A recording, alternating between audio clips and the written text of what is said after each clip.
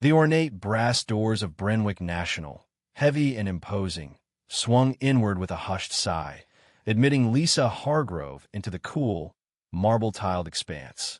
The air, conditioned to a precise chill, carried the faint scent of paper and antiseptic, a familiar aroma of finance. Lisa, in a tailored navy suit that spoke of quiet authority, strode towards the teller line, her heels clicking a decisive rhythm against the polished floor. $50,000. A simple transaction, a necessary one. She'd called ahead, confirmed the funds were available, a mere formality for someone of her standing. Yet, a prickle of unease, a subtle discord, vibrated beneath the surface of her composure. The security guard, stationed near the entrance, watched her a beat too long, his gaze lingering on her face, her briefcase.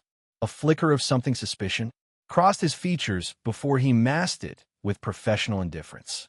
Lisa dismissed it, attributing it to her own heightened sensitivity, the residue of a demanding week. She reached the teller, a woman in her mid-50s with tired eyes and a tight-lipped smile that didn't quite reach them.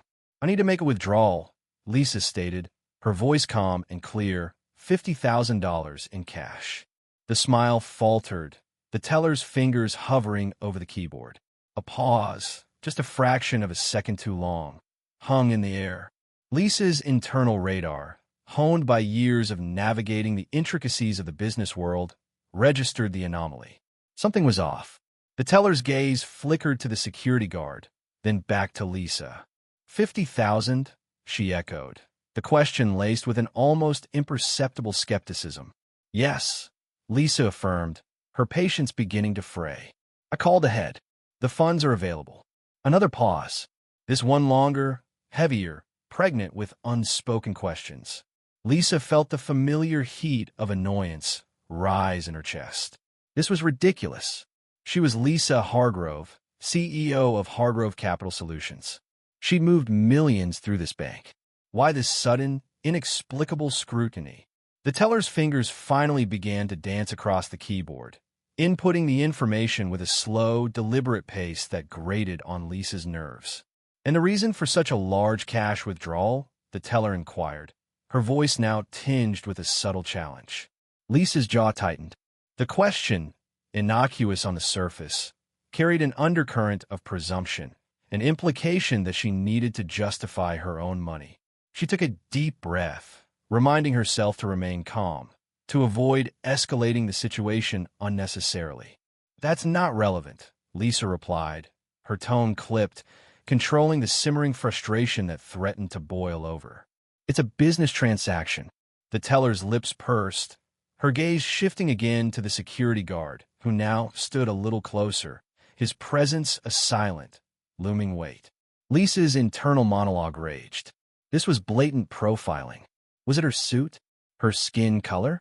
The unspoken assumptions about a woman withdrawing a large sum of cash. The feeling of being unjustly singled out, of being treated with thinly veiled suspicion, ignited a spark of anger. A young teller, barely out of his teens, glanced at Lisa with a mixture of curiosity and unease. He mouthed something to the older teller, a silent plea for reason perhaps, but was quickly silenced by a sharp look.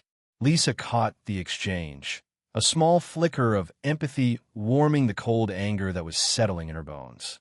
He saw it too, the injustice, but he was powerless. "I'll need to see 2 forms of identification," the teller stated, her voice regaining a semblance of professional detachment. Lisa produced her driver's license and passport, placing them on the counter with a controlled, precise movement. The teller scrutinized them, holding them up to the light, examining every detail with an exaggerated thoroughness that bordered on the theatrical. Lisa felt a wave of nausea rise in her throat. This was beyond absurd. It was humiliating. The minutes stretched into an eternity, each tick of the clock amplifying the tension in the air. Finally, the teller picked up the phone, her voice low and hushed as she spoke to someone on the other end. Lisa caught snippets of the conversation: large cash withdrawal, verification, security protocol. Her blood boiled. This was no longer about procedure. It was a deliberate power play, a subtle assertion of dominance masked as due diligence. The branch manager, a man named Dennis Rowland, with a slicked-back hairstyle and a condescending smile, emerged from his office. He approached Lisa with an air of feigned concern. "Ms. Hargrove," he began, his voice smooth and patronizing, "we just need to verify a few details before we can process your withdrawal." Lisa's patience snapped. "Verify what?" she demanded, her voice ringing with controlled fury. "I've been a customer of this bank for over 10 years. I've never had a problem withdrawing funds before. What exactly is the issue?" Roland stammered, his practiced composure momentarily faltering. "It's just procedure, Miss Hargrove. 4 large cash withdrawals. We need to ensure—" Lisa cut him off, her voice sharp and unwavering. "Ensure what? That I'm not a criminal? That I'm not laundering money? Is that what you're implying, Mr. Roland?" The color drained from Roland's face. He glanced nervously at the security guard, then back at Lisa, his eyes flickering with a mixture of fear and resentment. Lisa reached into her briefcase, retrieving her phone. "I'm calling my attorney," she stated, her voice icy. "Marcus will be delighted to hear about this." The mention of legal action seemed to have a sobering effect on Roland. His bluster evaporated, replaced by a frantic desire to contain the situation. He stammered, offering apologies, assuring Lisa that there had been a misunderstanding. But it was too late. The damage was done. The humiliation, the blatant discrimination, had etched itself into Lisa's memory. She spoke to Marcus, her voice calm and precise as she relayed the events. Within minutes, the $50,000, neatly bundled and secured, was placed in Lisa's hands. But the victory fell hollow. The experience had left a bitter taste in her mouth, a chilling reminder of the insidious nature of prejudice. She closed all her accounts at Brynwick National that day. And then she sued them, not for the money, but for the principle, for the quiet, insidious humiliation that had chipped away at her dignity, for the young teller who had witnessed the injustice but lacked the power to intervene, for every person who had ever been subjected to the same silent scrutiny, the same unspoken assumptions. The fight had just begun. The teller's smile, thin and brittle as winter ice, had vanished. In its place, a nervous twitch flickered at the corner of her mouth. Lisa watched, a cold knot tightening in her stomach, as the woman gathered the withdrawal slip and, with a murmured "one moment, please," disappeared through a door marked "Authorized Personnel Only." The knot twisted tighter. One moment, she presented a perfectly valid request, backed by all the necessary identification. $50,000 was a substantial sum, yes, but hardly unheard of in the world of high finance she inhabited, especially not for a client like herself. Hadn't she been banking with Brynwick National for over a decade? Hadn't she single-handedly brought them millions in managed assets? The quiet hum of the bank, the rustling of papers, the hushed murmur of conversations all seemed to amplify in the sudden, unsettling silence. Lisa shifted her weight, the expensive leather of her briefcase brushing against her leg. She could feel the eyes, not overt stares, but furtive glances veiled behind lowered eyelids, whispered conversations that ceased abruptly when she met their gaze. The two tellers at the adjacent counters, previously absorbed in their tasks, now seemed acutely aware of her presence. Their whispers, though too low to decipher, carried a distinct undercurrent of unease, a subtle vibration of suspicion that prickled her skin. "Something's not right," a voice whispered in the recesses of her mind. It was the same instinct that had guided her through countless high-stakes negotiations, a sixth sense honed by years of navigating the cutthroat world of venture capital. She dismissed the initial flicker of paranoia. This was Brynwick National, a reputable institution, not some back-alley operation. Yet, the seed of doubt, once planted, began to take root. The polished marble floor, usually a symbol of stability and prosperity, suddenly felt cold and unyielding beneath her heels. The ornate chandeliers, designed to inspire confidence and awe, now seemed to cast long, judgmental shadows. Even the faint scent of antiseptic cleaner, normally unnoticed, grated on her nerves, a sterile, artificial perfume masking something unpleasant. The security guard, a burly figure who'd been a static presence near the entrance, began to subtly shift his position. He wasn't approaching her directly. Not yet. But his movements were calculated, his gaze lingering just a fraction too long, a silent, unnerving acknowledgement of her isolation. Lisa felt a surge of anger, hot and sharp, pierce through the icy knot of anxiety. This was ridiculous. She was Lisa Hargrove, CEO of Hargrove Capital Solutions. She commanded boardrooms, negotiated multi-million-dollar deals, and held the financial futures of countless companies in her hands. And here she was, being treated like what? A common criminal? The thought stung. She straightened her spine, refusing to cower under the weight of their unspoken accusations. Her hand tightened on the handle of her briefcase, the smooth leather a tangible reminder of her own power, her own authority. Minutes stretched into an eternity. The young teller at the next counter, a fresh-faced boy barely out of his teens, fidgeted nervously. He glanced at Lisa, his eyes filled with a mixture of curiosity and something akin to sympathy.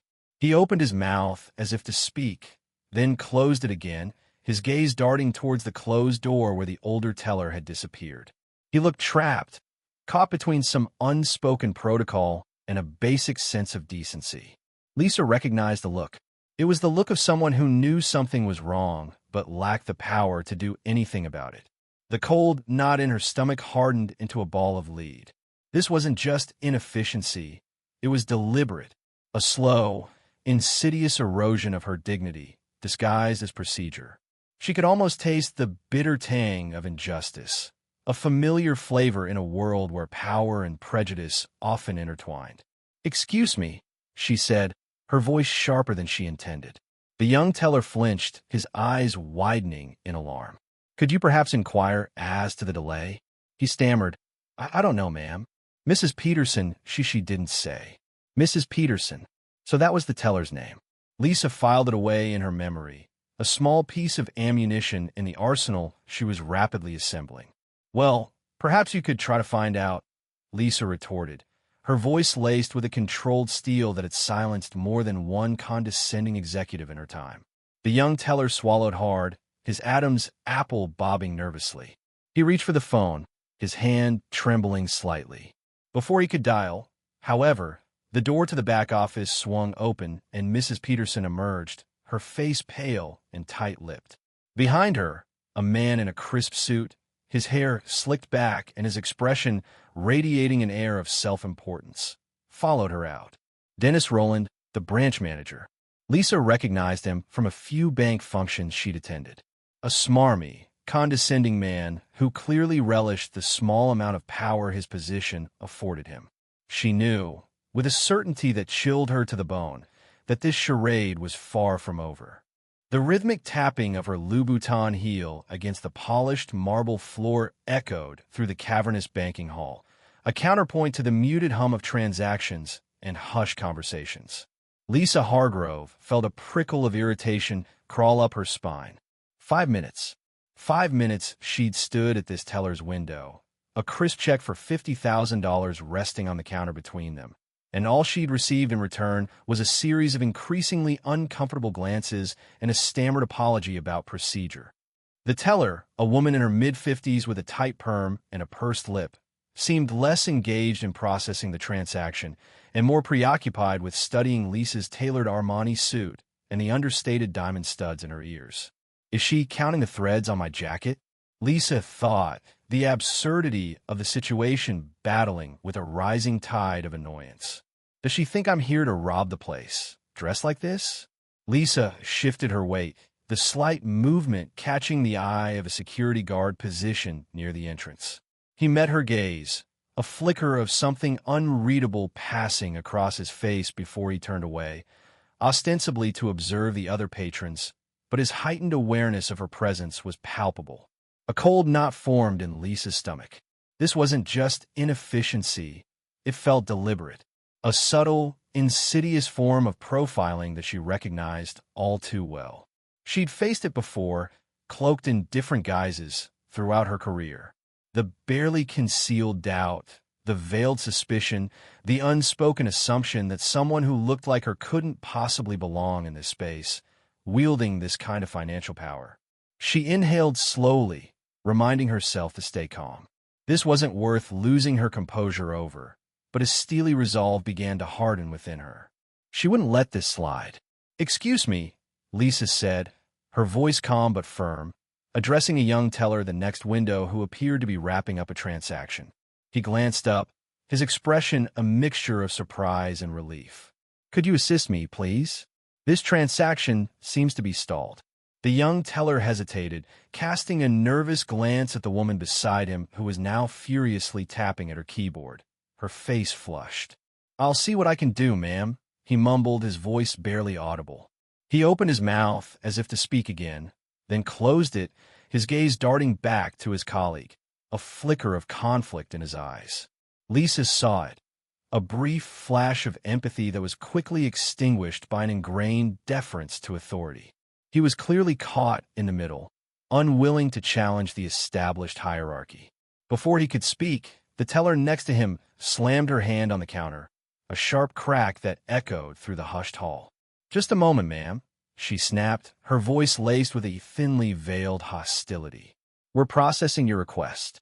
"Processing," Lisa repeated, her voice rising slightly. "I've been standing here for 5 minutes with a simple withdrawal request. What exactly is there to process?" As if summoned by the rising tension, a man in a crisply pressed suit emerged from a back office, his gait radiating an air of self-importance. He approached Lisa with a practiced smile that didn't quite reach his eyes. "Is there a problem here?" he asked, his voice smooth and condescending. "Dennis Rowland, branch manager," he added, extending a hand that Lisa pointedly ignored. "I understand there's been a slight delay. We apologize for any inconvenience." "A slight delay?" Lisa repeated, the words clipped. "I'm trying to withdraw $50,000 from my business account, and your teller has been scrutinizing me as if I'm trying to pass counterfeit bills." Roland's smile faltered, replaced by a carefully neutral expression. "We have certain security protocols for large cash withdrawals. MS. Hargrove," Lisa supplied, her voice tight. "Lisa Hargrove. And I'm quite familiar with banking procedures. I've been a customer of this bank for over a decade, and I've never encountered this level of scrutiny before. I assure you, Ms. Hargrove, these measures are entirely standard," Roland insisted, his voice taking on a sharper edge. "With the rise in fraudulent activity, we have a responsibility to ensure the security of all our clients' funds. A large cash withdrawal like this requires additional verification." Lisa's grip tightened on her handbag. Verification? She thought, the irony of the situation hitting her with full force. They're implying I'm a fraud while treating me like a criminal. She felt a surge of anger, hot and potent, coursing through her veins. It took a conscious effort to rein it in, to keep her voice level and controlled. "Mr. Rowland," she said, her tone icy, "I am the CEO of Hargrove Capital Solutions. I have millions of dollars in assets with this bank. Are you suggesting that I am somehow incapable of accessing my own funds?" Roland's face flushed a dull red, his carefully constructed facade beginning to crack. "Of course not, Ms. Hargrove," he stammered, his gaze darting nervously between Lisa and the now silent tellers. "But we have a duty to protect our clients from potential fraud. A large cash transaction like this raises certain red flags." "Red flags?" Lisa repeated, her voice laced with disbelief. "So, a black woman withdrawing cash from her own account is a red flag? Is that what you're saying, Mr. Rowland?" The silence that followed was thick with tension. The young teller looked down at his hands, his face pale. The security guard, who had subtly moved closer, shifted his weight uneasily. Even the woman who had been processing Lisa's transaction seemed to shrink back, her initial defiance replaced by a look of apprehension. Roland opened his mouth, then closed it again, his face now a mottled shade of crimson. "Give me Marcus," Lisa muttered, pulling her phone from her bag. She dialed her corporate attorney's number, her hand trembling slightly. "Marcus, it's Lisa. I'm at Brynwick National, downtown branch. I'm being denied access to my own funds. They're claiming fraud. Yes, 50,000. My business account. I want you here. Now.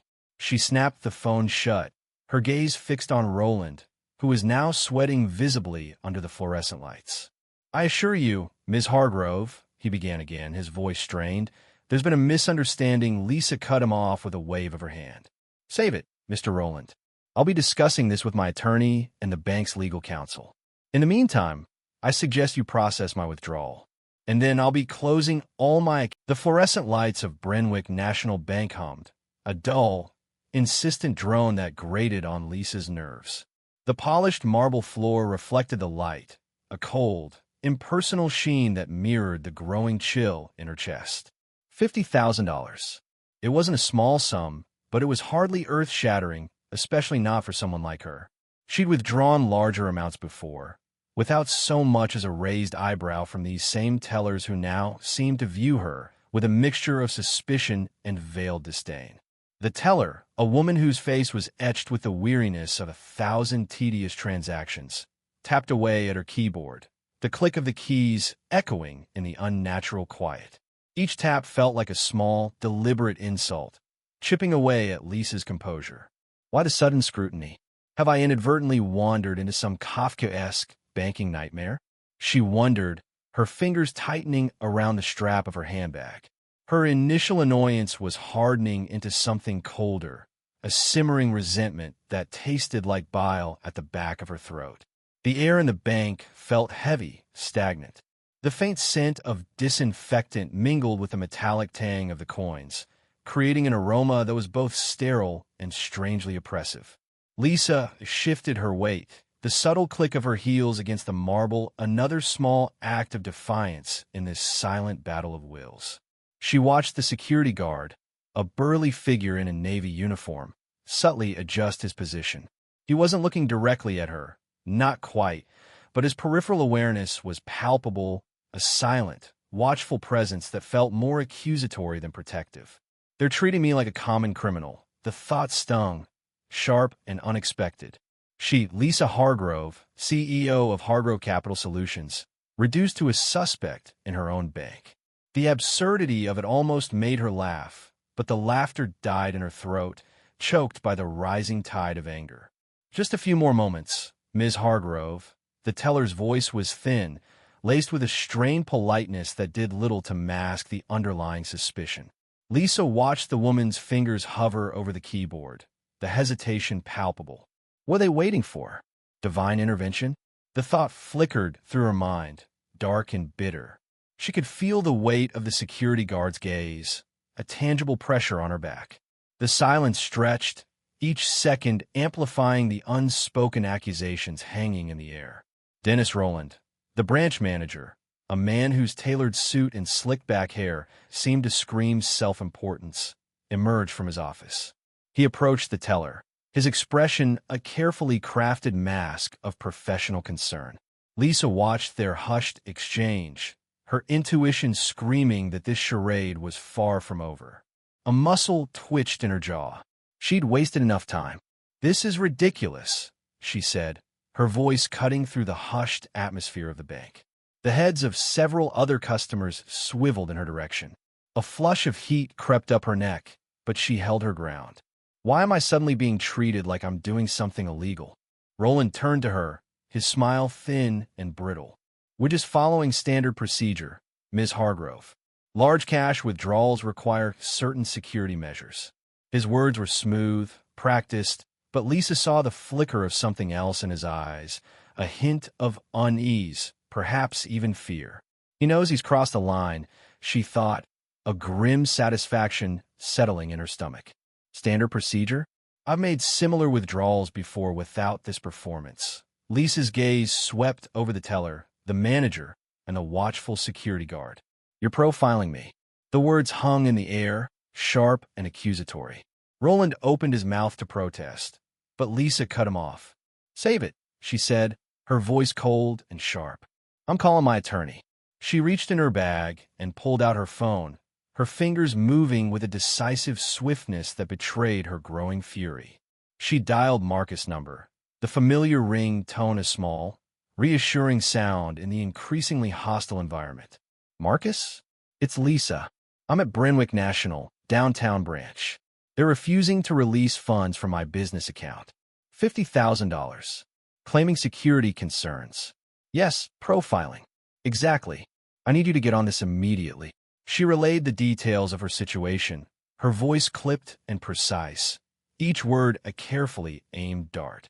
The subtle shift in Roland's demeanor, the tightening of his smile, did not escape her notice. He was sweating now, tiny beads of moisture glistening on his forehead.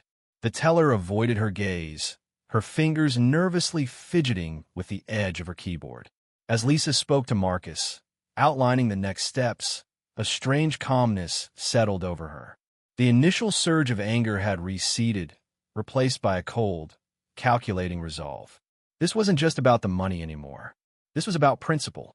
This was about sending a message. The sterile air of Brynwick National Bank, conditioned to a precise chill, did little to cool the rising heat in Lisa's chest. The teller, a woman whose age was etched in the fine lines around her eyes and the set of her mouth, tapped away at her keyboard, the rhythmic clicks echoing Lisa's own impatient pulse. The fluorescent lights above hummed a monotonous tune, a soundtrack to the slow burn of indignation Lisa felt. Negative, the teller finally mumbled, her eyes flicking up to Lisa's face with a mixture of what Lisa perceived as annoyance and a sliver of something else, fear, perhaps? Or maybe it was just the reflection of Lisa's own simmering fury. The teller slid Lisa's ID back across the counter, the plastic clicking against the polished surface, a small, sharp sound that grated on Lisa's nerves. A little dramatic, don't you think? A voice whispered in the back of Lisa's mind. But the voice was quickly silenced by the righteous anger that had been building since she'd stepped into this over-sanitized, subtly hostile environment. This wasn't about the money, not really. It was about the presumption, the unspoken accusation that hung in the air thicker than the faint scent of disinfectant. Before Lisa could voice her displeasure, her phone vibrated in her hand. "Marcus," she answered, her voice clipped tight. She saw the security guard, who had been hovering near the entrance, shift his weight and take a step closer. His posture, the way his eyes followed her every move, it was all a silent, insidious language Lisa understood all too well. "They think I'm a criminal," she thought, the realization a bitter pill. Marcus's voice, crisp and efficient, cut through the tense silence of the bank. "Lisa, I've reviewed the details. This is completely unacceptable. I'm contacting Brynwick's legal department now." The words, though spoken calmly, held an unmistakable weight, the power of legal action hanging heavy in the air. Lisa held her breath, a knot forming in her stomach. This wasn't how she wanted to spend her afternoon. She had a board meeting in 2 hours, a meeting that required her full attention, not this petty squabble. As she relayed Marcus's message to the teller, her gaze swept over the faces around her. The young teller, the one who tried to intervene earlier, looked at her with a mixture of sympathy and something akin to admiration. The security guard, however, remained impassive, his eyes narrowed, his jaw tight. He was a cog in the machine, Lisa realized, blindly following a protocol designed to protect the bank, not its customers. Suddenly, Dennis Roland, the branch manager, materialized beside the teller. His demeanor had undergone a noticeable transformation. The earlier condescension had been replaced by a veneer of forced politeness, a thin mask that barely concealed the panic flickering in his eyes. "Ms. Hargrove," he began, his voice smoother now, almost oily. "I understand there's been a misunderstanding." Lisa cut him off, her voice low but steady. "Misunderstanding? Mr. Roland, I walked in here to withdraw my own money, and I was treated like a common thief. This wasn't a misunderstanding. This was prejudice, pure and simple." Roland opened his mouth to protest, but Lisa raised a hand, silencing him. "Don't bother with the apologies," she said, her voice laced with ice. "I'm closing all my accounts with this bank." The words hung in the air, heavy with finality. Roland paled, the blood draining from his face. He stammered something about escalating the matter to the regional director, his voice laced with desperation. Lisa simply nodded, her eyes fixed on his. She felt a strange sense of detachment, as if she were watching the scene unfold from a distance. She knew this would have repercussions, that Roland would likely face disciplinary action, but the thought didn't evoke any satisfaction. It simply felt necessary. Within minutes, a flustered man in a slightly too tight suit appeared, introducing himself as the regional director. He extended a hand, his smile strained. "Ms. Hargrove, I am so sorry for this unfortunate miscommunication." Lisa's grip was firm, her eyes unwavering. "Miscommunication?" she repeated, her voice dripping with sarcasm. "Is that what you call it when your staff profiles a successful businesswoman based on her what? Exactly? My skin color? The fact that I wanted to withdraw a substantial amount of cash? Or perhaps it was simply because I didn't fit your preconceived notion of what a Brynwick National Bank customer should look like." The regional director's smile faltered, his eyes darting around the room, searching for an escape route. Lisa pressed on, her voice rising slightly, drawing the attention of the few remaining customers in the bank. "Let's be clear," she said, her voice ringing with authority. "This wasn't a miscommunication. This was a blatant display of prejudice, and I won't tolerate it." The regional director mumbled another apology, his face now a mask of shame. Lisa ignored him, turning to the young teller. "Could you please assist me with closing my accounts?" she asked, her voice regaining its composure. The young teller, his eyes wide with a mixture of awe and apprehension, nodded quickly and began the process. As Lisa walked out of Brynwick National Bank, the crisp afternoon air felt like a balm on her skin.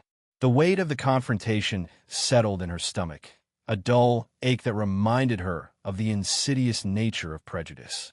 She glanced back at the bank. Its imposing facade now seemed less grand, more like a crumbling monument to outdated practices and ingrained biases. Marcus's voice on the phone, outlining the next steps in the legal process, was a steady counterpoint to the chaotic emotions swirling within her. This fight wasn't just about her, she realized. It was about holding institutions accountable, about dismantling the subtle, insidious walls of prejudice that still existed in places they shouldn't. And Lisa Hargrove, CEO of Hargrove Capital Solutions, was more than ready for the battle. The heavy oak doors of Brynwick National Bank seemed to exhale a sigh of stale air as Lisa Hargrove pushed them open, the faint scent of disinfectant clinging to the polished brass handles. $50,000. It was a relatively insignificant sum in the grand scheme of Hargrove Capital Solutions, yet extracting it had proven to be a monumental task. The crisp bills, banded and weighty, felt oddly comforting in her hands. A small, almost imperceptible tremor ran through her fingers as she gripped the packet, a residue of the tense encounter that had just transpired. She had expected a smooth transaction, the effortless efficiency she was accustomed to. Instead, she'd been subjected to a gauntlet of veiled suspicion and thinly disguised prejudice. The teller, a woman in her mid-50s with a tightly permed bob and a perpetually pinched expression, had scrutinized her request with an unsettling blend of hesitancy and disapproval. Just another day, Lisa thought, the irony clinging to her like the lingering scent of cheap perfume that emanated from the teller's counter. Another day of having to prove myself, justify my existence. The fluorescent lights of the bank hummed overhead, a dull, monotonous soundtrack to the muted clatter of keyboards and the hushed murmur of conversations. Lisa's gaze swept across the spacious banking hall, lingering briefly on the young teller who had attempted to intervene, his youthful face etched with a mixture of embarrassment and helplessness. He had been quickly silenced by his older colleague, his meek protest drowned out by the teller's insistent demands for further verification. Even now, as Lisa walked towards the exit, the young man's gaze followed her, an unspoken apology in his eyes. He'll learn, Lisa thought, a flicker of weariness passing through her.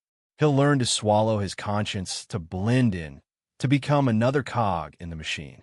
Dennis Roland, the branch manager, a man whose tailored suit and slicked-back hair seemed to scream self-importance, stood near the exit, his face fixed in a practiced smile. He extended a hand towards her, a gesture that seemed more perfunctory than genuine. "Ms. Hargrove," he said, his voice smooth and condescending. "So glad we could resolve this minor inconvenience." Lisa's grip tightened on the money.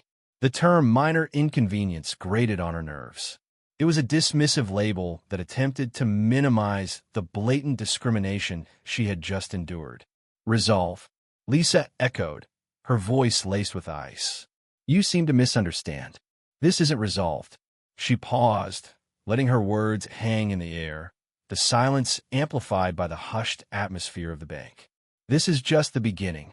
Roland's smile faltered, a flicker of unease crossing his face. He opened his mouth to speak, but Lisa cut him off. "I'm closing all my accounts with this bank, Mr. Roland. Business, personal, the Hargrove Capital Solutions corporate accounts, every single one." Roland's composure finally cracked. The carefully constructed facade of professional courtesy crumbled, revealing the panic simmering beneath. "Ms. Hargrove, surely we can discuss this.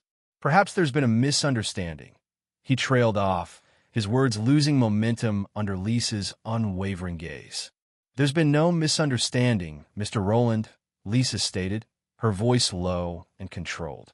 "You profiled me. You subjected me to unnecessary scrutiny based on what exactly? My appearance? My ethnicity?" She didn't raise her voice, but the power of her words resonated through the banking hall, drawing the attention of several customers and staff. The security guard, who had been subtly shadowing Lisa since she entered, now shifted his position, his hand hovering near his belt. Lisa noticed the movement, a barely perceptible tightening of his jaw, and a cold fury pulsed through her. "I assure you, Ms. Hargrove," Roland stammered, his face now flushed, "we treat all our clients with the utmost respect. This is simply standard procedure for large cash withdrawals." Lisa's lips curled into a humorless smile. "Standard procedure? Then perhaps your standard procedure needs to be reviewed. I suggest you start by educating your staff on the difference between due diligence and blatant discrimination." She pulled out her phone and dialed a number, the rhythmic beeps echoing in the sudden silence. "Marcus," she said, her voice crisp and businesslike as the call connected. "I'm at Brynwick National, main branch. I need you to initiate the closure of all my accounts and begin drafting a formal complaint. Discrimination, violation of privacy, emotional distress, the whole 9 yards." Roland fas palette. He opened his mouth to speak again, but Lisa held up a hand, silencing him. "You can explain yourself to my attorney, Mr. Roland. He'll be in touch." She ended the call and turned to leave, her heels clicking sharply on the marble floor. As she reached the doors, she paused and looked back at Roland, her expression unreadable. "You've just lost a very significant client, Mr. Roland," she said, her voice quiet but laced with steel. "And I suspect this is just the beginning of your problems." The heavy oak doors swung shut behind her, sealing off the stale air and the hushed whispers that followed her exit. The faint scent of disinfectant clung to her clothes, a lingering reminder of the bitter taste of victory. The opulent marble of Brynwick National Bank's lobby felt cold beneath Lisa's Louboutins, a chill that seeped beyond the polished stone, a creeping unease that had settled in her stomach since the ordeal began. The regional director, a man named Mr. Hayes, whose perfectly tailored suit and overly solicitous smile felt performative rather than genuine, escorted her toward a private office near the exit. Each click of her heels echoed in the cavernous space, a staccato rhythm to the simmering anger she still held tightly leashed. She had played their game, endured their thinly veiled accusations, their patronizing explanations. Now it was her turn. "Ms. Hargrove, please allow me to apologize again for the misunderstanding," Mr. Hayes began, his voice a practiced blend of contrition and corporate jargon. "I assure you, this is not standard procedure." Lisa stopped just short of the office door, turning to face him. The slight incline of her chin, the cool appraisal in her eyes, these were the weapons she wielded with more precision than any legal document. "Misunderstanding? Mr. Hayes, let's not insult each other's intelligence. I am the CEO of a multi-million-dollar company. I've banked with Brenwick for a decade, and I was treated like a common criminal for wanting to withdraw my own money. Her voice, though controlled, carried a steel edge that sliced through the pleasantries. He flinched ever so slightly. Beneath his carefully constructed facade, Lisa sensed a flicker of genuine discomfort. Good. Let him feel the weight of his institution's prejudice. I understand your frustration, he said, his smile faltering. But I can assure you that the teller was simply following protocol. With such a large cash withdrawal protocol, Lisa cut him off, the word laced with disdain. Or perhaps profile? Let's be honest, Mr. Hayes. I was targeted because I'm a woman of color, because I don't fit your bank's narrow image of wealth and respectability.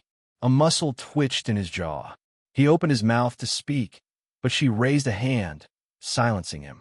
Don't bother denying it. I saw the security guard's eyes on me from the moment I walked in.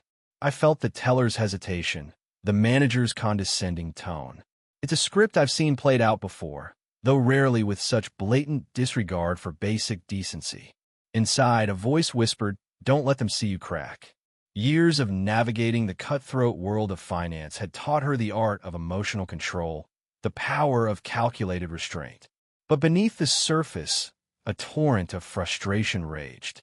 The casual racism, the ingrained prejudice, it was a poison that seeped into every corner of society, a constant battle fought in 1,000 small, insidious ways. Mr. Hayes shifted uncomfortably. Ms. Hargrove, I truly believe there's been a miscommunication. I've reviewed the security footage, and while I admit there were some procedural irregularities, I can assure you there was no malicious intent. Lisa's laughter was short and sharp. Malicious intent? Perhaps not consciously, but the result is the same. You've humiliated me, wasted my time, and irrevocably damaged our business relationship. She took a step closer, her gaze unwavering. And now, you'll pay the price. The air thickened with unspoken tension. Mr. Hayes's carefully crafted composure began to unravel, replaced by a dawning realization of the gravity of the situation. Ms. Hargrove, I understand you're upset, but I assure you we can rectify this.